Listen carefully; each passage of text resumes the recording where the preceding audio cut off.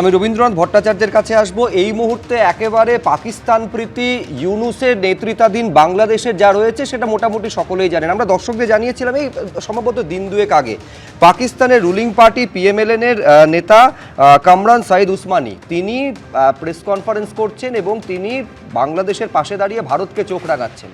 যখন তিনি এই কথা বলছেন তার পেছনে পাকিস্তানের জাতীয় পতাকা এবং বাংলাদেশের জাতীয় পতাকা। আমি বলছি ভারত বন্ধু হতে গেলে আপনি মানবেন রবীন্দ্রনাথ বাবু এই ছবিটা তো বদলাতে হবে। কয়েকদিন আগে আমাদের প্রতিনিধি অর্ণব মুখোপাধ্যায় বাংলাদেশের সাজাপ্রাপ্ত প্রাক্তন স্বরাষ্ট্রমন্ত্রীর সঙ্গে কথা বলেছিল, আসাদুজ্জামান খান কামাল। তিনি বলছেন ISI এই মুহূর্তে ক্যান্টনমেন্টে অফিস খুলে বসে আছে, ওখান থেকে অপারেট করছে। এই চ্যালেঞ্জের মোকাবিলা কিভাবে করবেন? দেখুন, এই মুহূর্তে যে আমরা বক্তব্য শুনলাম গ্রাউন্ড লেভেলে তারেক রহমানের, সেখানে উনি দুটো জিনিসের উপর বারবার করে গুরুত্ব দিচ্ছেন। প্রথম এবং প্রধান সেটা হচ্ছে পিস, শান্তি, এবং তারপরে উনি বলছেন ডিসিপ্লিন, শৃঙ্খলা। এই দুটোর অভাবই মানে বাংলাদেশে এই মুহূর্তে সবচেয়ে বড় ব্যাপার। এখন এক্ষেত্রে জামাতের সঙ্গে মানে ইউনূসের সঙ্গে কথা বলতে গেলে আমাদের মনে হয় যে ইউনূসের সম্পর্কে কথা বলতে গেলে বলতে হয় যে ইউনূস এখন জামাতের হাতের পুতুল।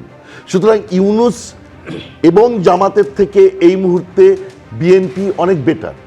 বিএনপির সঙ্গে জামাত লেসার ইভিল, কারণ BNP centre and centre right বলেই চিরকাল বাংলাদেশে বলা হয়ে আসতো, কিন্তু 2018 থেকে একে সেন্টার লেফট বলে চিহ্নিত করা হতে শুরু করলো। তার কারণ জামাতের সঙ্গে তারা একটা ডিস্টেন্স মেনটেন করতে শুরু করলো। জামাত যেখানে ইসলামিক স্টেটের প্রতিষ্ঠার কথা বলতে শুরু করলো, বিএনপি সেখানে ডেভেলপমেন্ট এবং পিসের কথা আনতে শুরু করলো। এটা সত্যি কথা, সেখানে সংখ্যালঘুর সিকিউরিটি আওয়ামী লীগ যতটা পরিমাণে দিতে পারে বিএনপি ততটা পরিমাণে দিতে পারেনি, এটা নিশ্চিত। আজকেও আমরা বাংলাদেশের যে অধ্যাপকের কথা শুনছিলাম সেখান থেকেও এইটা পরিষ্কার। কিন্তু তার সঙ্গে এইটা ঘটনা যে ইসলামিক স্টেট প্রতিষ্ঠা করব এই ইডিওলজি নিয়ে বিএনপি চলে না, এবং ইসলামিক স্টেট প্রতিষ্ঠা করবার এই ইডিওলজি যাদের আছে, যখনই যাদের মধ্যে দেখা দেয় তখনই তারা ভারত বিরোধিতাকে চূড়ান্ত লেভেলে নিয়ে যায়। এর পাশাপাশি বিএনপির দেখবেন একটা গ্রাউন্ড লেভেলে ভীষণ ভালো সংগঠন আছে, এবং যে একটি ইন্টারন্যাশনাল অর্গানাইজেশন তারা সার্ভে করেছে যদি ভোট হয় তাহলে এই মুহূর্তে মানে কিছুদিন আগে কতখানি ভোট পেতে পারে তারা দেখাচ্ছেন 30% ভোট তারা। আপনি যেহেতু উত্থাপন করলেন আমি শুধু তথ্যটা দর্শকদের সামনে দিয়ে দিই। এটা হচ্ছে যেটা সম্ভবত রবীন্দ্রনাথ ভট্টাচার্য বলছেন, US based think tank international Republican institute IRI তারা সার্ভে করেছে, এবং এটা সেপ্টেম্বর থেকে অক্টোবরের মধ্যে হয়েছে। তারা বলছে এখনই যদি ইলেকশন হয় বিএনপি 30% ভোট পাবে, জামাত 26% পাবে, ন্যাশনাল সিটিজেন্স পার্টি 6%, জাতীয় পার্টি 5%, এইভাবে পরপর আছে। কিন্তু এটা খেয়াল রাখতে হবে গত 15 দিনে ছবিটা আমূল বদলে গিয়েছে। হ্যাঁ, কিন্তু যে বদলানোটা বদলেছে জামাত আধিপত্য কায়েম করছে। এই জায়গায় প্রতিযোগিতামূলক জায়গাতে বিএনপি ফিরে আসতে চাইছে, এবং এই যে কথা ইমন বলল যে যদি এই প্রতিদ্বন্দ্বিতামূলক জায়গায় বিএনপি প্রতিষ্ঠা করতে পারে নিজেকে, ওই গ্রাউন্ড লেভেলে এতদিন পর্যন্ত কোনো লিডারের ফেস ছিল না, এইবার একজন লিডারের ফেস এলো, তার গ্রাউন্ড লেভেলে সংগঠন আছে, তারা যদি এটা করতে চেষ্টা করে তাহলে আমাদের মনে হয় পলিটিক্যাল কম্পিটিশন বাড়বে। ভারতের কাছে এই মুহূর্তে অল্টারনেটিভ হচ্ছে বাংলাদেশে ভীষণভাবে একটা রাজনৈতিক প্রতিদ্বন্দ্বিতা সৃষ্টি করা।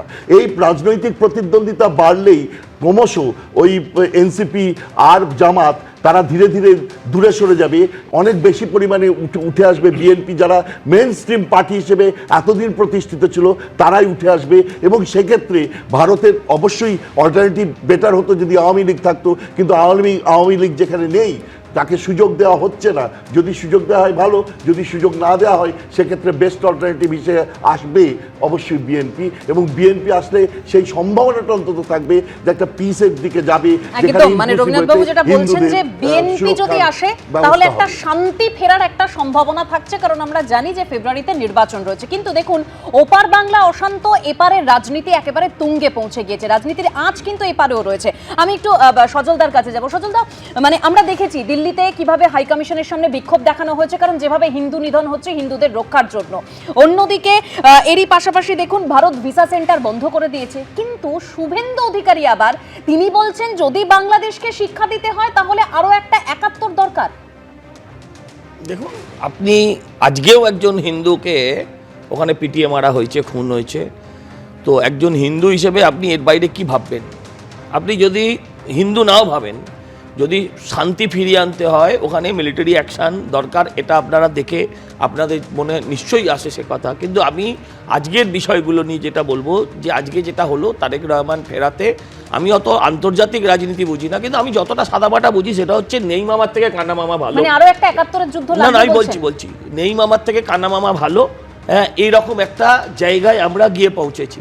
আর দেখুন, বিএনপি তো প্রো সংখ্যালঘু দল ছিল না, তারা জামাতের মতো রও ছিল না। আজকের ভাষণ শুনেই আপনি আপ্লুত হয়ে যাবেন না। ইউনূসের প্রথম দিনের ভাষণটায় আপনি দেখুন, সেখানে সবাইকে নিয়ে চলার বক্তব্য ছিল। মাথায় রাখতে হবে, ইউনূস কিন্তু স্বেচ্ছায় নয়, এটা মানতে হবে। গদিতে থাকতে গিয়ে যেমন এ রাজ্যেও অনেক কিছু মানতে হচ্ছে তার সরকারকে, সেরকম ওখানেও বাধ্যতামূলকভাবে ইউনূসকে জামাতের মুখপত্র হয়ে কাজ করতে হচ্ছে। আমি আপনাকে বলি যে আপনারা, আমার যেটা মনে হয় যে তারেক রহমানকে বাঁচানোই বিএনপির একটা বড় কাজ হয়ে দাঁড়াবে। এটা ঠিক যে এদের একটা গণতান্ত্রিক ইতিহাস আছে, বাকিটা সমস্তটাই দখল করে নেওয়ার মতন নয়। এদের একটা গণতান্ত্রিক ইতিহাস আছে।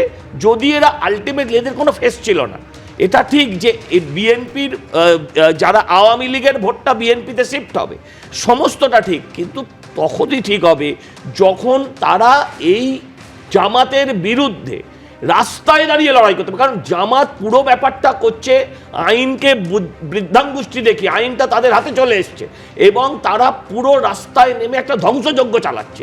এই ধ্বংসযজ্ঞকে দেখুন আপনারা, আপনাদের টিভিতেও এখনো দেখাবে যে পুলিশ সেগুলো দাঁড়িয়ে দাঁড়িয়ে দেখছে। এটাকে তারেক রহমানরা কি করে আটকাবেন? এটাকে আটকাতে গেলে রাস্তায় নামতে হবে।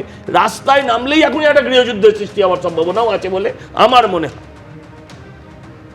আমি বলছি, এই রকম একটা পরিস্থিতিতে মানে মোকাবিলা করতে গেলে সত্যি কোন দিকে সার্বিকভাবে পরিস্থিতি যাচ্ছে বলে অর্ণব সাহার মনে হচ্ছে? দেখুন, একটা মেন স্ট্রিম ডেমোক্রেটিক দল, মানে পার্লামেন্টারি দল হিসেবে বিএনপি এর আগে সরকার চালিয়েছে এবং বিএনপি শুধু সরকার চালায়নি, তারা ভারতের সঙ্গে সুসম্পর্ক বজায় রেখেই সরকার চালিয়েছে, যেটা ইমন একটু আগে বললেন যে একাধিক ট্রিটি তৈরি হয়েছে এবং সেগুলোকে কন্টিনিউ করা হয়েছে। এবং একই সঙ্গে এটাও মাথায় রাখা দরকার যে বিএনপির কিন্তু একটা ৭১ সালে যে মুক্তিযুদ্ধ, তার সঙ্গে একটা লিনিয়েজ আছে, তার সঙ্গে সংযোগ আছে। সুতরাং বিএনপি এই মুহূর্তে, বিএনপির যে আপনি পরিসংখ্যানটা বললেন যে ৩০% ভোট পাওয়ার সম্ভাবনা আছে, ইন্টারন্যাশনাল সংস্থা বলেছে। একই সঙ্গে আমি একই সঙ্গে এটা মনে করিয়ে দিই, সেটা হচ্ছে যে জামাত কিন্তু অতীতে যখন ভোট হয়েছে ৮ থেকে ১০% ভোট পেয়েছে। আজকে সেই ভোটটা আপনি বেড়ে বলছেন যে ২৬% মতো পেতে পারে, এরকম সম্ভাবনা তৈরি হয়েছে। আসলে একটা ভ্যাকুয়াম তৈরি হয়েছে, সার্ভে বলছে একটা ভ্যাকুয়াম তৈরি হয়েছে। এই ভ্যাকুয়ামটা রুখতে পারে একমাত্র ওখানকার সেই ডেমোক্রেটিক শক্তি, তার মধ্যে যারা এই মুহূর্তে আন্ডারগ্রাউন্ডে চলে গিয়েছে বা যারা সামনে আসতে পারছে না, সেই আওয়ামী লীগ হচ্ছে একটা মুখ্য শক্তি। আওয়ামী লীগকে এই মুহূর্তে তাদের উপর যত রকমের নিপীড়ন চালানো হচ্ছে বা যত রকমের তাদের উপর স্কিম রোলার চালানো হচ্ছে, এই অংশটা এই মুহূর্তে কিন্তু তারা কিন্তু তৈরি।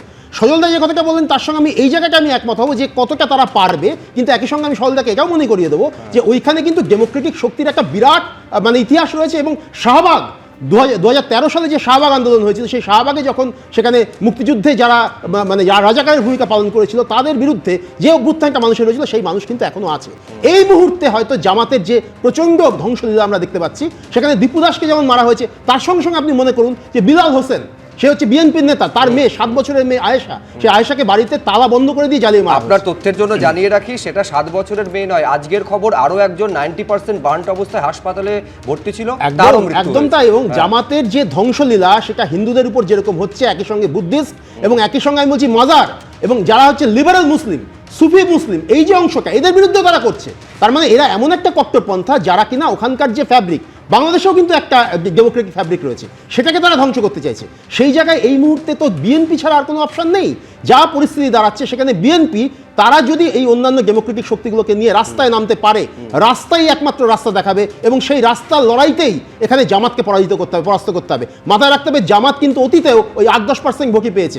জামাত ধ্বংসলীলাকে হয়তো এই মুহূর্তে চালাচ্ছে, তার কারণ তাদের মধ্যে মানে ইউনূসকে বসিয়ে তারা পিছন থেকে একটা মেটিকুলাস ডিজাইন নিয়ে জামাত এই আন্দোলনটা করেছিল এবং এই বিক্ষোভটা দেখিয়েছিল। আজকে পরিষ্কার বোঝা যাচ্ছে জুলাই আন্দোলন ছিল হচ্ছে আসলে জামাতের পরিকল্পিত একটা আন্দোলন এবং সেখানে আওয়ামী লীগকে উৎখাত করা এবং ভারত বিরোধিতা সেই জিগিরটাকে তোলা।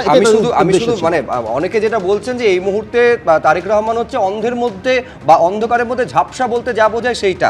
আমি শুধু কেন এই কথা বলছি যে কতটা বিশ্বাস রাখা যায় শান্তি শৃঙ্খলার উপরে, প্রতিশ্রুতির ওপরে। 8ই আগস্ট গত বছরের যখন প্যারিস থেকে ফিরছেন মোহাম্মদ ইউনূস, তিনি ফিরে কি বলেছিলেন? তিনি বলেছিলেন, আপনারা যদি আমার ওপরে বিশ্বাস রাখেন, আমার উপরে ভরসা রাখেন, তাহলে নিশ্চিত করছি যে দেশে কোনো জায়গায় কারোর ওপরে হামলা হবে না, আশ্বাস দিয়েছিলেন। কিন্তু গত 1 বছরে যে ছবি দেখা গিয়েছে সেই আশ্বাস একেবারে ভেঙে খান খান হয়ে গিয়েছে। আর সেই আশ্বাস আজকে দিচ্ছেন তারেক রহমান। ফলে চ্যালেঞ্জটা অনেক বড়, সেই আশ্বাসকে বাস্তবে কতটা তারেক রহমান পরিণত করবেন। তার কারণ পরিস্থিতি অত্যন্ত প্রতিকূল, কারণ তার মধ্যে আবার একজনকে পিটিয়ে খুনের ঘটনা ঘটেছে এই বাংলাদেশে, এবং তিনিও একজন হিন্দু যুবক। এবিপি আনন্দ, এগিয়ে থাকে, এগিয়ে রাখে।